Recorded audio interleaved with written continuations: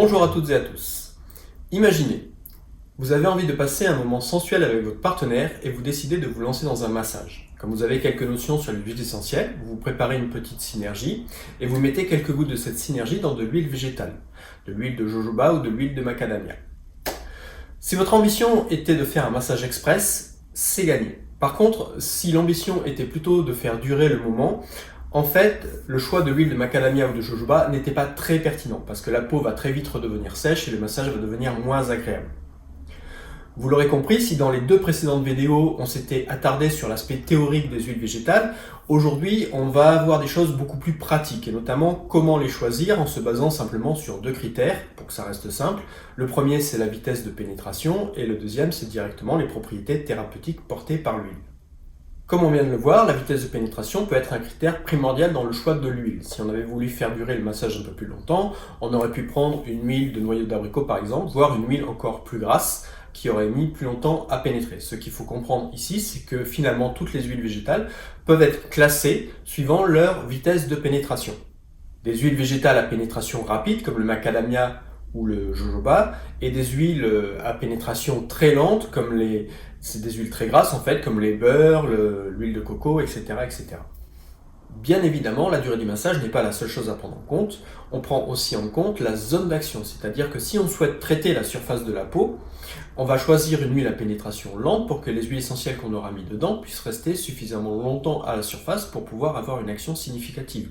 A contrario, quand on veut que les huiles essentielles pénètrent rapidement dans la circulation sanguine, là on va choisir plutôt une huile à pénétration rapide. Ce qu'on doit retenir de tout ça, c'est que globalement, dans la littérature et sur Internet, on trouve très facilement des classements des huiles les plus pénétrantes aux moins pénétrantes, et puis également une relation avec la zone d'action, mais globalement c'est sensiblement les mêmes, c'est-à-dire que les huiles qui vont pénétrer lentement vont plutôt agir à la surface de la peau, et plus elles vont être pénétrantes, plus elles vont pouvoir traiter les couches en dessous de l'épiderme, c'est-à-dire le derme et l'hypoderme.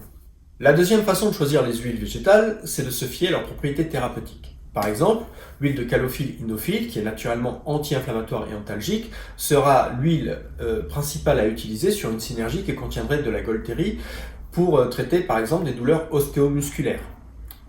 Si par exemple on prend l'huile d'amande douce, là ce sera plutôt si on fait une synergie qui vise à traiter les gerçures sur les mains, etc. L'huile d'amande douce est très bien pour ça.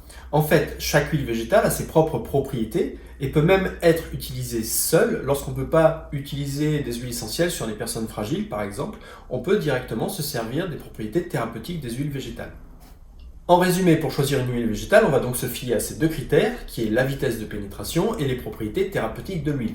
Bien évidemment, ces critères ne sont pas rigides, ce sont juste des critères de choix en fonction de ce qu'on a envie de faire, parce qu'on peut très bien choisir, même si une huile végétale a des propriétés, ne pas la choisir parce qu'elle va pénétrer trop lentement et donc laisser la peau trop grasse. On va peut-être choisir, par exemple, si je reprends l'exemple de la calophylle, on aurait très bien pu prendre une huile à pénétration beaucoup plus rapide lorsqu'on veut faire un massage qui ne laisse pas la peau grasse parce qu'on doit remettre un vêtement dessus, quelque chose comme ça. Donc finalement, voilà, ce qu'il faut retenir, c'est qu'on va se baser sur ces deux critères pour choisir son huile en fonction de ce qu'on veut. Soit on veut additionner les propriétés thérapeutiques de l'huile végétale aux huiles essentielles, soit on veut on se fixe plutôt sur la vitesse de pénétration de l'huile parce qu'on ne veut pas laisser la peau grasse trop longtemps.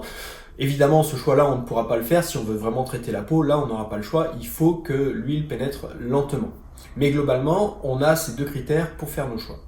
Dernier point, si on ne veut pas posséder beaucoup d'huiles végétales, parce que finalement on n'est pas obligé de toutes les avoir, on peut par exemple n'avoir qu'une huile qui est assez polyvalente, comme l'huile de noisette par exemple.